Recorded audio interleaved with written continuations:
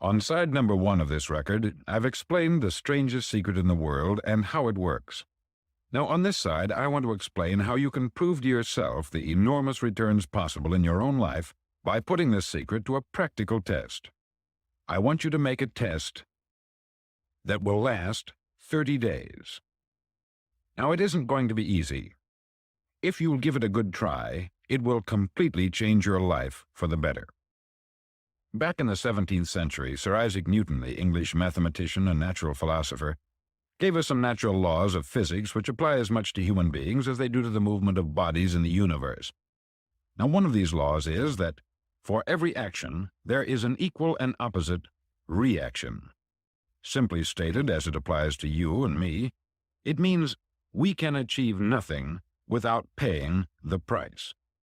The results of your 30-day experiment will be in direct proportion to the effort you put forth. To be a doctor, you must pay the price of long years of difficult study. To be successful in selling, and remember that each of us succeeds to the extent of his ability to sell, selling our families on our ideas, selling education in schools, selling our children on the advantages of living the good and honest life, selling our associates and employees on the importance of being exceptional people, to, of course, the profession of selling itself. But to be successful in selling our way to the good life, we must be willing to pay the price. Now, what is that price? Well, it's many things. First, it's understanding emotionally, as well as intellectually, that we literally become what we think about, that we must control our thoughts if we're to control our lives. It's understanding fully that, as you sow, so shall you reap. Secondly, it's cutting away all the fetters from the mind and permitting it to soar as it was divinely designed to do. It's the realization that your limitations are self-imposed, and that the opportunities for you today are enormous beyond belief. It's rising above narrow-minded pettiness and prejudice.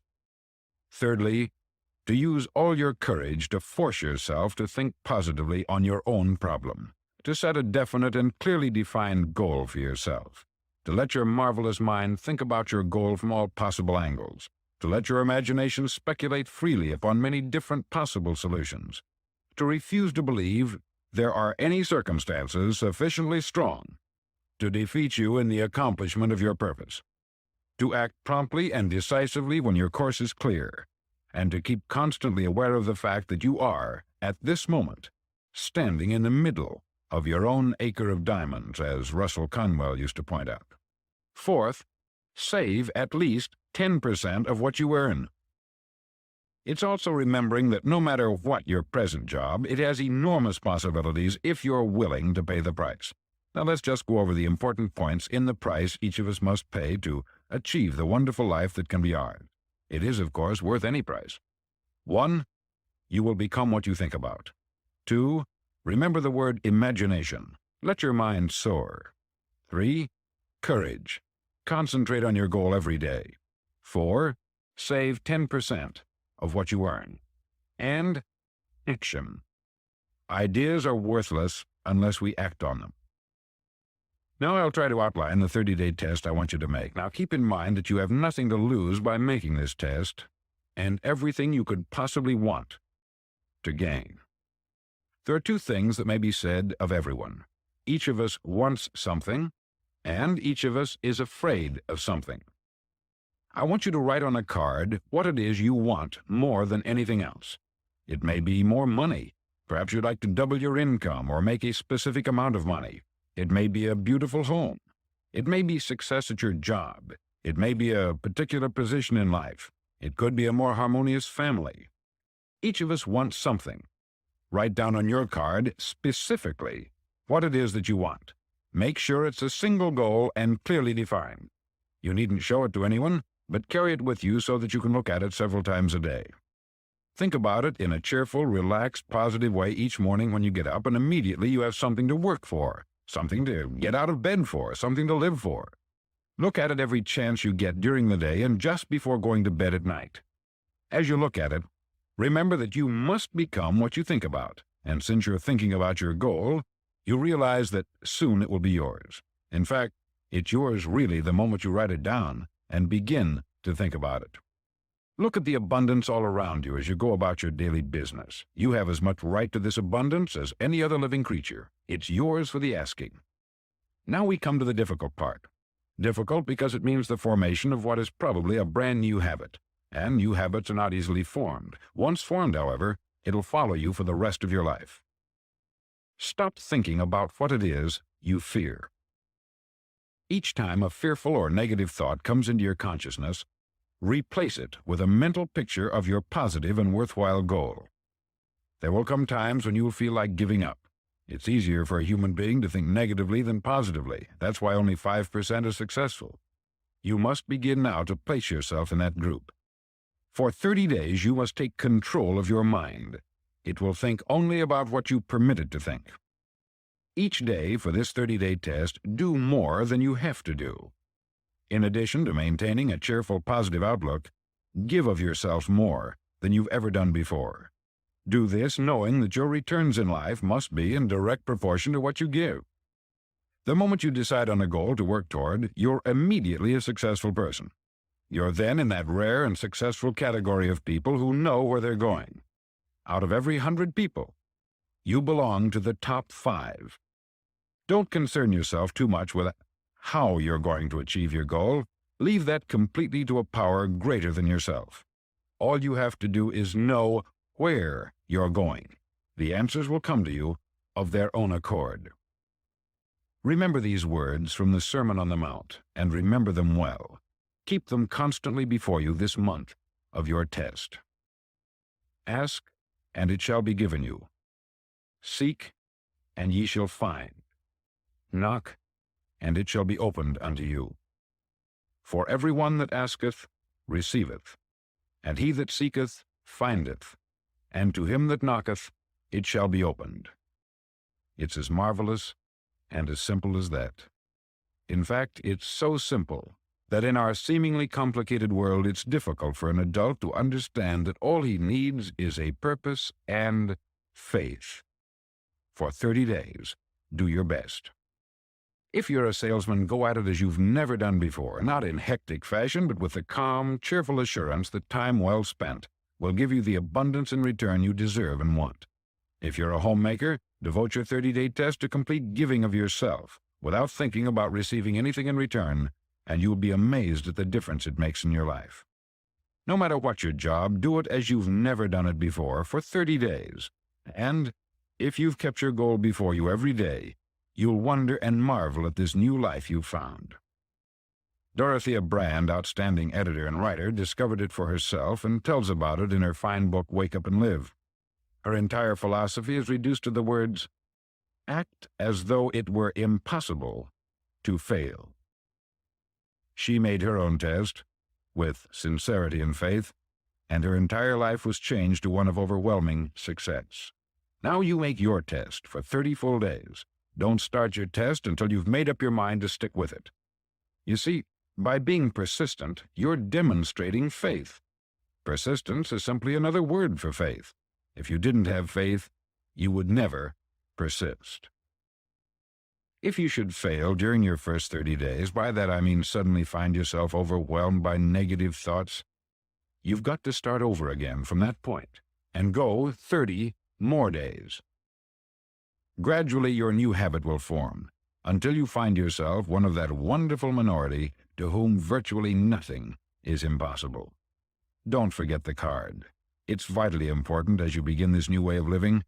On one side of the card, write your goal, whatever it may be. On the other side, write the words we've quoted from the Sermon on the Mount. Ask, and it shall be given you. Seek, and ye shall find. Knock, and it shall be opened unto you. In your spare time during your test period, read books that will help you. Inspirational books like the Bible, Dorothea Brand's Wake Up and Live, The Magic of Believing by Claude Bristol, Think and Grow Rich by Napoleon Hill, and other books that instruct and inspire. Nothing great was ever accomplished without inspiration. See that during these crucial first 30 days, your own inspiration is kept at a peak. Above all, don't worry. Worry brings fear, and fear is crippling. The only thing that can cause you to worry during your test is trying to do it all yourself. Know that all you have to do is hold your goal before you. Everything else will take care of itself. Remember also to keep calm and cheerful. Calm and cheerful. Don't let petty things annoy you and get you off course. Now, since making this test is difficult, some may say, well, why should I bother? Well, look at the alternative. No one wants to be a failure. No one really wants to be a mediocre individual. No one wants a life constantly filled with worry, fear, and frustration. Therefore, remember that you must reap that which you sow. If you sow negative thoughts, your life will be filled with negative things. If you sow positive thoughts, your life will be cheerful, successful, and positive. Now, gradually, you will have a tendency to forget what you've heard on this record. Play it often. Keep reminding yourself of what you must do to form this new habit. Gather your whole family about and listen to what's been said here at regular intervals. You know, most men will tell you that they want to make money without understanding the law. The only people who make money work in the mint. The rest of us must earn money. This is what causes those who keep looking for something for nothing or a free ride to fail in life. The only way to earn money is by providing people with services or products which are needed and useful. We exchange our product or service for the other man's money. Therefore, the law is that our financial return will be in direct proportion to our service. Success is not the result of making money. Making money is the result of success, and success is in direct proportion to our service. Most people have this law backwards. They believe that you're successful if you earn a lot of money. The truth is that you can only earn money after you're successful. It's like the story of the man who sat in front of the stove and said to it, "Give me heat, and then I'll add the wood." How many men and women do you know, or do you suppose there are today, who take the same attitude toward life? There are millions. We've got to put the fuel in before we can expect heat. Likewise, we've got to be of service first before we can expect money. Don't concern yourself with the money. Be of service. Build, work, dream, create. Do this, and you'll find there's no limit to the prosperity and abundance that will come to you. Prosperity is founded upon a law of mutual exchange. Any person who contributes to prosperity must prosper in turn himself. Sometimes the return will not come from those you serve, but it must come to you from someplace, for that is the law. For every action, there is an equal and opposite reaction. As you go daily through your 30-day test period, remember that your success will always be measured by the quality and quantity of service you render, and money is a yardstick for measuring this service. No man can get rich himself unless he enriches others. There are no exceptions to a law. You can drive down any street in America and from your car estimate the service that's being rendered by the people living on that street. Had you ever thought of this yardstick before? It's interesting. Some, like ministers and priests and other devoted people, measure their returns in the realm of the spiritual, but again, their returns are equal to their service. Once this law is fully understood, any thinking person can tell his own fortune. If he wants more, he must be of more service to those from whom he receives his return. If he wants less, he has only to reduce this service. This is the price you must pay for what you want. If you believe you can enrich yourself by deluding others, you can only end by deluding yourself. It may take some time, but just as surely as you breathe, you'll get back what you put out. Don't ever make the mistake of thinking you can avert this. It's impossible. The prisons and the streets where the lonely walk are filled with people who tried to make new laws just for themselves. We may avoid the laws of man, but there are greater laws that cannot be broken. An outstanding medical doctor recently pointed out 6 steps that will help you realize success. 1. Set yourself a definite goal. 2. Quit running yourself down. 3.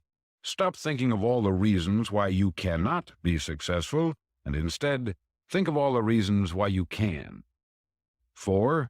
Trace your attitudes back through your childhood and try to discover where you first got the idea you couldn't be a success, if that's the way you've been thinking.